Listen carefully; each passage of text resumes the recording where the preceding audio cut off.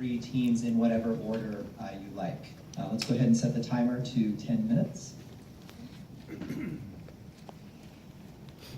had a question for DrugSafe. It looked like you had a product that people could use on their own without partnering with the drug company, and then you also had a board that the drug company would put in.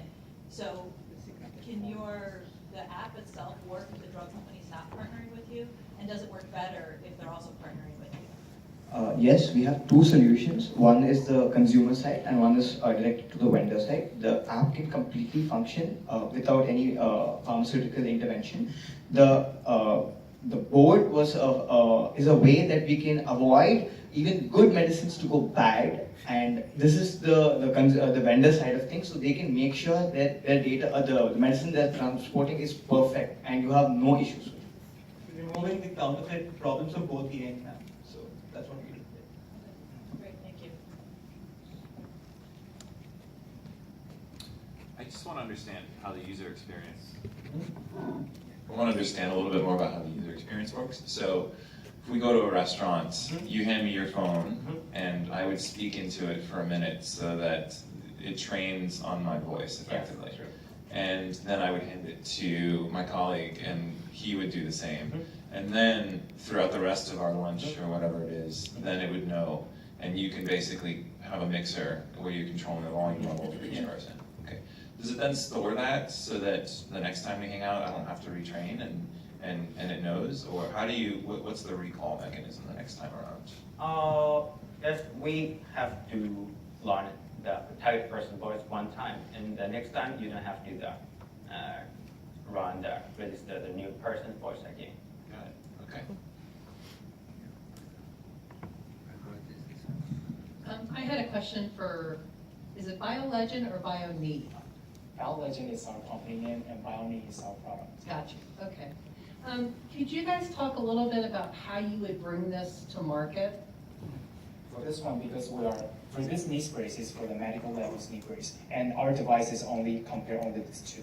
And this is, we have already calculated the market price is about $160 US dollars. And then we can sell this product to the Dr. PT, because our main target audience is a Dr. PT. And our first step, we would like to cooperate with the hospital, and then we can collect the real data into our systems. And then in the next few years, like 2 years or 3 years, we would like to cooperate with the big companies and share our ideas too, such as the DJO is the biggest company for the knee brace. And in this part, actually, the Dr. PT plays very important role, because this device, how much reliable and how much effective, it based on the clinical experience of the PT. Then he can suggest to the engineer to revise his algorithm and to make it more efficient, so that in the later phase we can also give suggestions for the prediction of recovery. So for MediaXvia, I guess my question to you would be, what do you see as your biggest challenge of bringing the product to market? To market? Yeah. Yes, currently we have a smartphone app, but we are considering develop and create a standalone earbuds. And we need right now the smartphone to convert audio, but in the future we want to convert that down in the standalone earbud. Directly off the device. Yeah, Yeah. that is a key, I think. Excellent.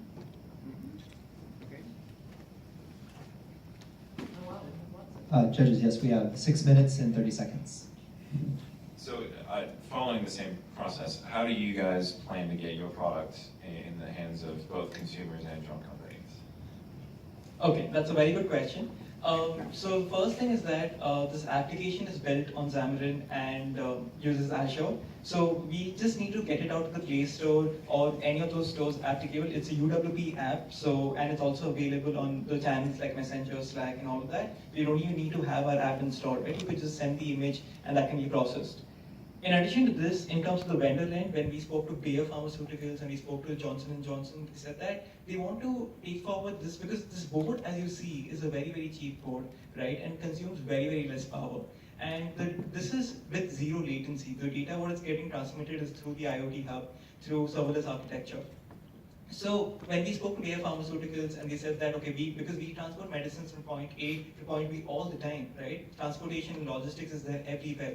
So they've spoken to us and they have given us the data to perform the checks and all of that. And coming to the board, we are in talks right now, and hopefully in the next 1 year, we're looking at implementing this very soon.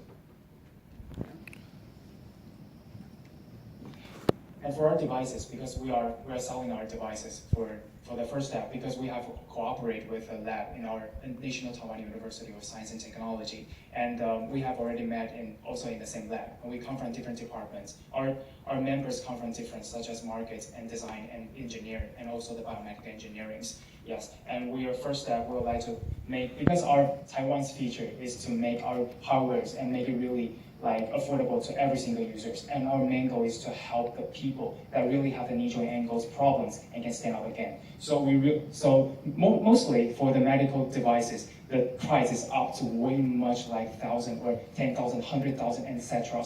And our devices really want to provide solutions that can help them to recovery exactly the same as the Dr. PT provided them to do. So this is our main purpose. Yeah. I guess we'll kind of follow on to kind of the question earlier on, but what would you say was the biggest sort of physical or software challenge you had to overcome? And what was it and how did you overcome it?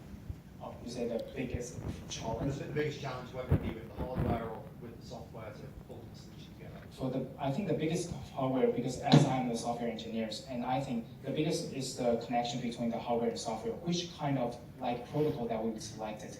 And for the devices, and because normally there's seldom people reliable on using the accelerometers to calculate the angles. So we have also do the reliable test on the IM sensor and also on our sensors. And IM sensor is one of sensors really have a really authenticated as really amazing things with a high accurate in the biomedical engineering. And can you help me to? Right now, we only collect the data for the normal subjects to know our device is working correctly or not, and we compare with the gold standard available motion capture system and IM sensor. And later on phase, we already apply for the IRP, so we collect the data for the patients real time, and then we know actually the phase wise, according to the PT's recommendation, the pain and the joint angle, the main parameters, and then we give these parameters. Adjust these parameters in our device, and then that PT will monitor, give suggestion to patients, use their device while they are at home, and then PT can retrieve the data later on because we have cloud.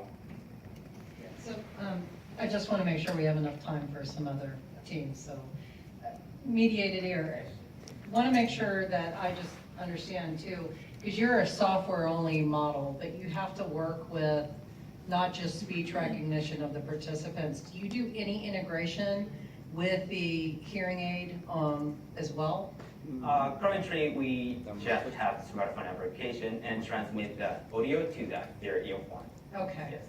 Okay, so you're only doing transmission. You're not doing any integration beyond that to the. Yeah, hearing aid device. Yeah, currently not yet. Got you. Yeah. Okay, thank you. I noticed that you also were saying that it was for autism spectrum disorder. And I'm curious how you see that working for your device? Yes, so ASD patients has oversensitive to that hearing, so they can select what they want to hear, so it can control their feelings or control emotions. It helps them like that. I have one more question for DrugSafe. I think the model that you guys have built is really a cool model, so congrats for that. What do you think are some extended use cases? In other words, is there a way to potentially track dangerous combinations of drugs? If you have people who are, suspect to use and things like that, have you guys thought through that? It's a very good question. There's something called molecule-molecule interactions. If you take this drug, it might affect you. So one thing is, because we are able to scan and we kind of have an inventory of your medicine, we can go ahead and give you some intelligent insights as to please don't take this with this or something like that. And as we're going forward, we can all, since we have a very extensive ML model, so for example, in a certain area, if a lot of people are suddenly taking a certain type of medicine in excess, so we can predict that there's something wrong in that area. There might be something wrong in the water coming there. There might be something wrong in the air. So we can fix it before the problem even happens. Another question for DrugSafe. So what happens when it makes a mistake? Have you guys thought through, somebody looks at it, they get a green check mark, they take the drug, and it turns out that it was a counterfeit drug? Yeah, that's a About good 10 question. seconds. About 10 seconds for answer. Yeah. So when we talk about that, when if the drug is counterfeit or not, and if we give a wrong accuracy, we believe in a model that there's a 90% accuracy rate. We are not obviously not telling that it's a 100% accuracy rate, but we definitely have a bot which we didn't show, which can obviously get. So the bot will help you report the medicine, right? From there, the authorities can take it up, and from there, the pharmaceutical companies come in, and that's all that happens. Yeah. Thank you. All right, let's have a round of applause for our first 3 contestants.